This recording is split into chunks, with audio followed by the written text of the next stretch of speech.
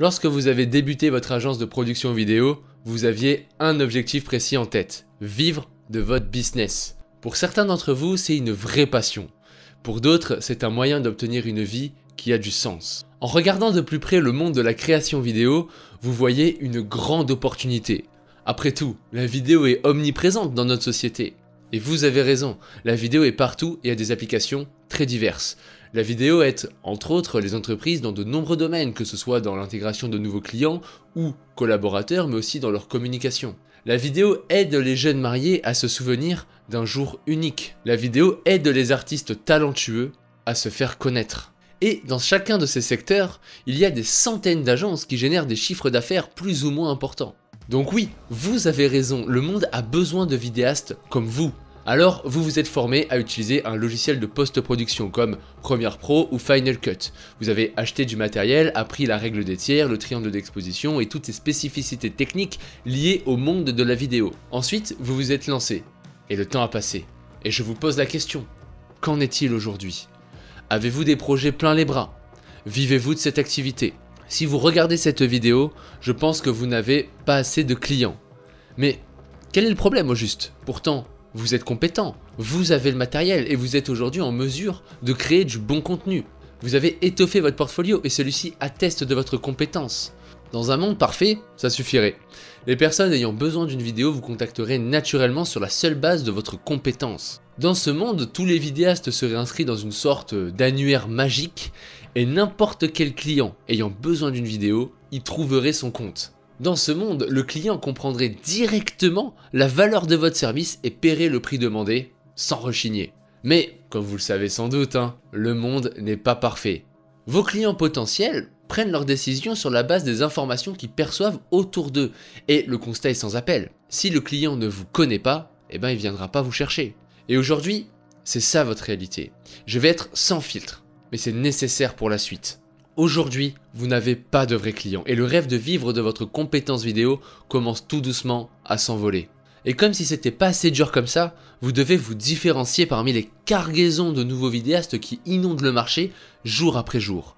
Pourtant, je le sais très bien, vous avez tout essayé. Vous avez fait des projets gratuits en échange de visibilité. Vous vous êtes inscrit sur LinkedIn et Instagram pour y poster vos vidéos. Vous avez créé un site web. Vous vous êtes inscrit sur des plateformes comme Malte. Vous avez investi dans du meilleur matériel et la facture commence à être salée. Mais malheureusement, les résultats ne sont pas là. Alors oui, je le sais, vous avez bien eu quelques petits clients. Combien avez-vous facturé?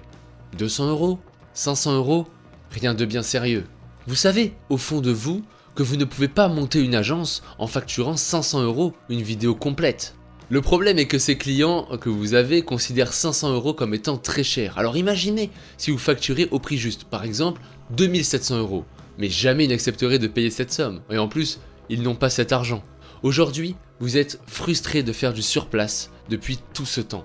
Plus le temps passe et plus votre situation devient urgente. Si vous êtes salarié, vous rêvez de quitter votre emploi qui ne vous correspond plus. Si vous êtes au chômage, les allocations ne paieront pas éternellement les factures. Vous le savez très bien au fond de vous. Si vous continuez sur cette route, une question très difficile va se poser. Devez-vous abandonner votre projet? Il est temps de tester une solution qui fonctionne. Si ça peut vous rassurer, votre situation n'est pas exceptionnelle, comme en témoignent les nombreux appels que j'ai faits avec certains d'entre vous. En fait, la raison est assez simple. Vous avez appris à créer de superbes vidéos, mais vous n'avez jamais appris à les vendre. Et à partir du moment où vous voulez créer une agence de production vidéo, vous n'êtes plus juste le technicien derrière la caméra, mais un entrepreneur. J'appelle ça personnellement un vidéopreneur. C'est un vidéaste qui s'est formé et qui embrasse le côté business de cette industrie.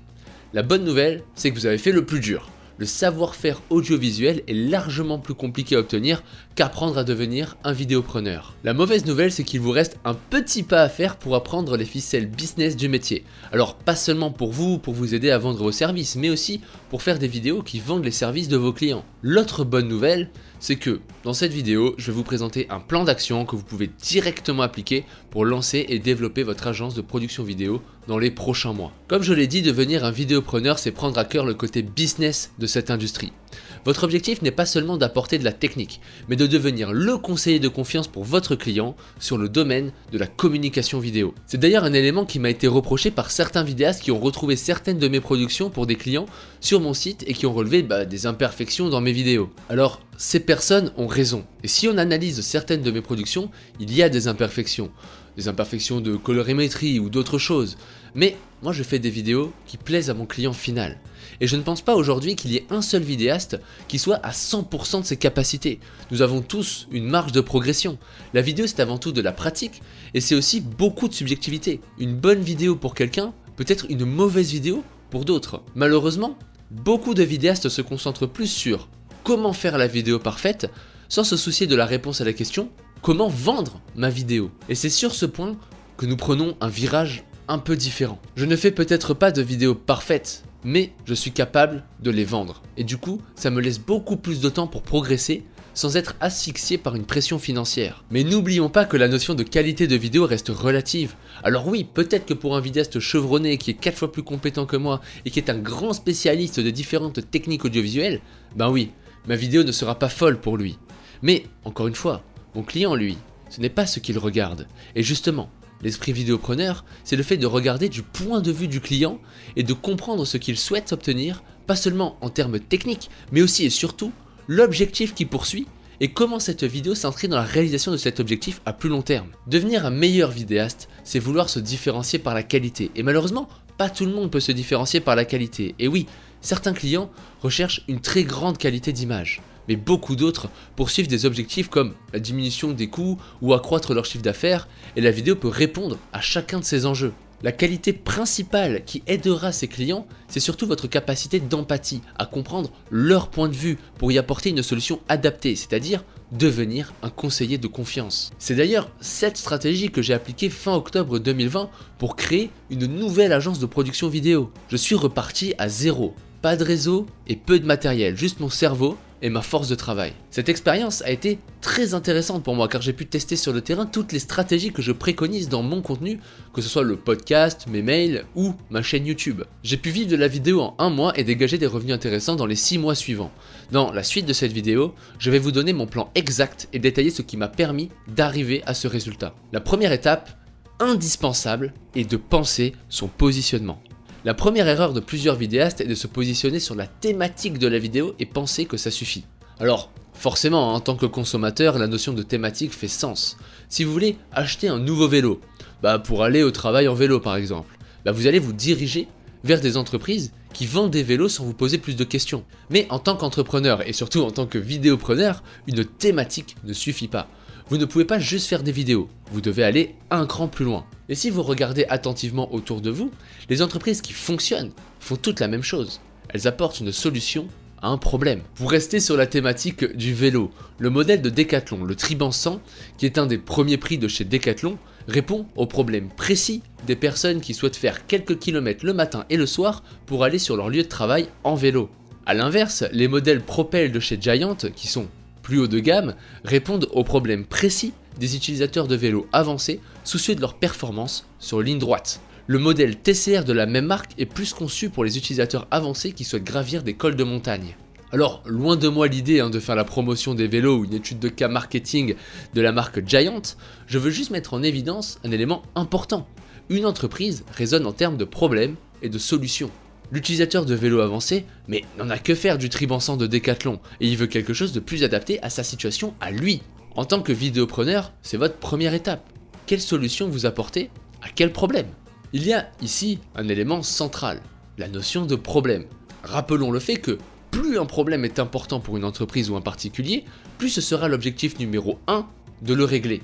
Pour penser votre problème, j'ai une méthode universelle que je vais mettre en évidence grâce à cette matrice. L'idée pour vous est de se situer ici, en haut à droite. Grosse valeur de problème plus gros budget égale positionnement rentable. Alors, comment trouver une grande valeur de problème?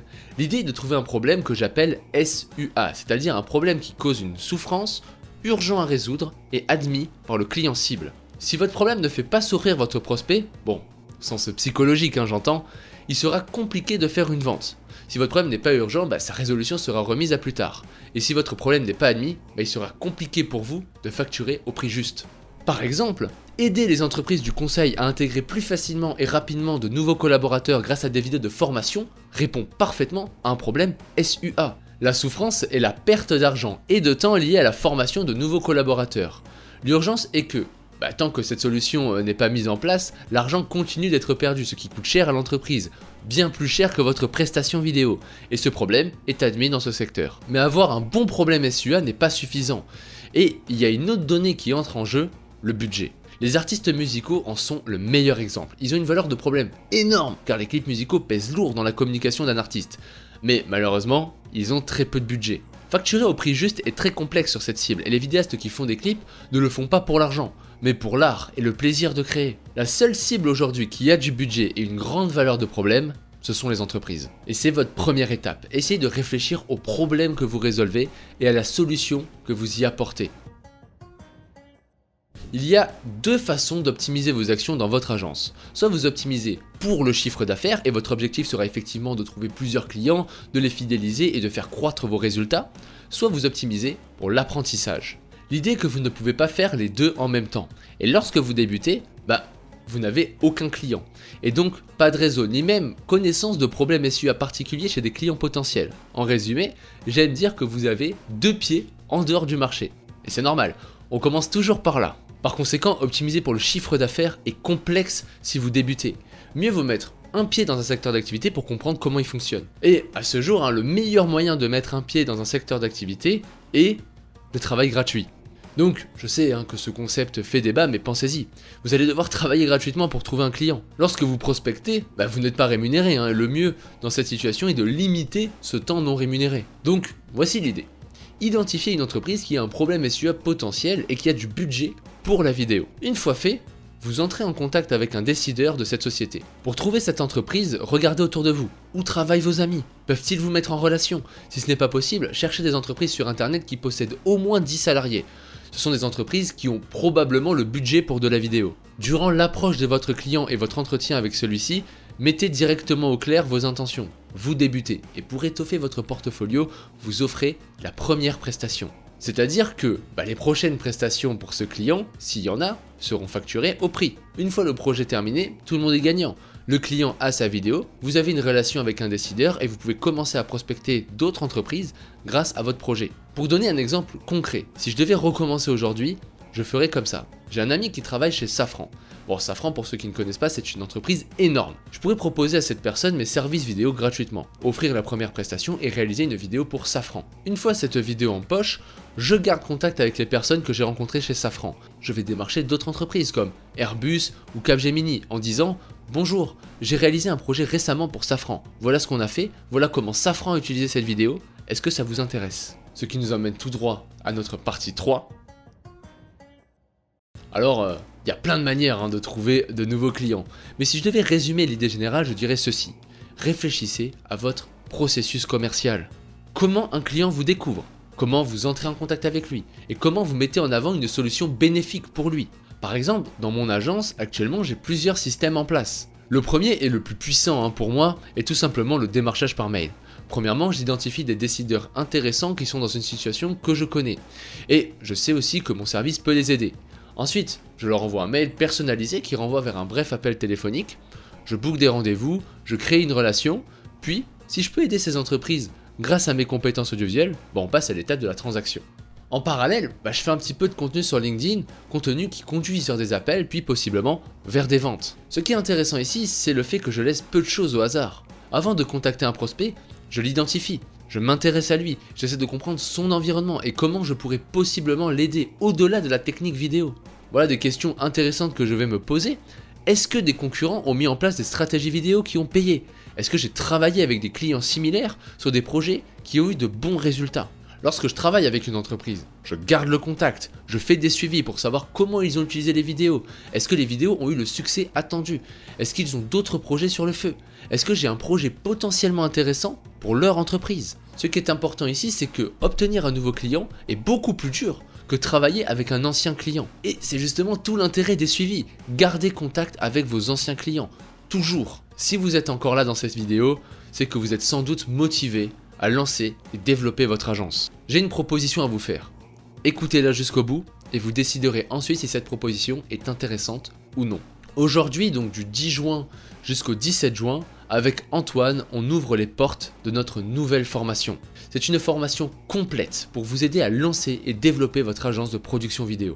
On vous donne toutes les stratégies, que ce soit sur le positionnement, la vente, les entretiens commerciaux, la prospection ou mieux encore sur l'automatisation de la prospection, toujours dans le but de vous aider à développer votre agence de production vidéo. Mais ce n'est pas tout, nous avons aussi mis en place un système de consultation pour vous accompagner personnellement dans votre activité à vous. Chaque semaine, vous pouvez poser vos questions et vous recevrez une réponse détaillée en vidéo. Dans la description, vous trouverez une page pour avoir plus d'informations sur ce programme.